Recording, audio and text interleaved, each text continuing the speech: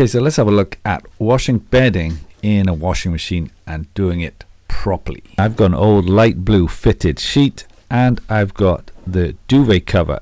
Now the key thing with washing your bedding is to make sure your duvet cover is fully buttoned up.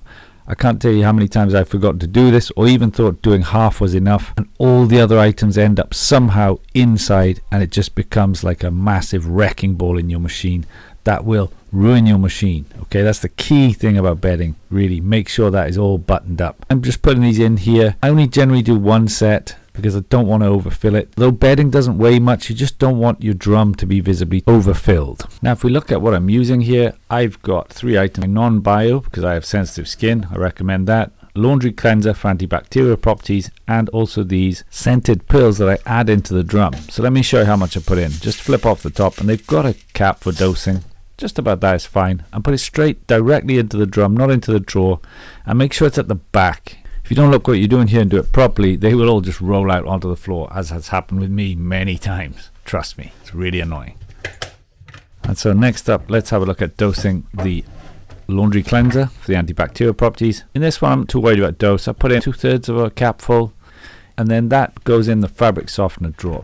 Now I do not use fabric softener based on what I've read and from other videos of YouTubers who are experts in this. So fabric softener, not great.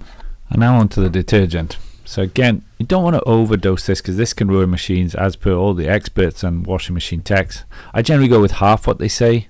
I've got half a capful of the standard dosing cap that came with it. I'm just going to pour that in to the detergent compartment marked with the 2. The 2 dash is not the 1. Okay, the 1 is for the pre-wash, the 2 is for that. I always use liquid over powder because the liquid doesn't get stuck. The powder can clump up. I much prefer liquid. Let's close the machine and let's find that bedding setting. Now, if yours doesn't have a bedding setting, don't worry, you can just follow what this preset is. So let's turn the dial to bedding. So the settings on the Samsung machine are 40 degrees with 3 soaks and an 800 spin speed. So if you don't have the bedding setting, you can copy that. And at this point, just off camera, I decided that it wasn't really that full. So I went back and put in some of my white garments because I had some whites to wash and I knew it can handle the weight and it wasn't going to be overfilled.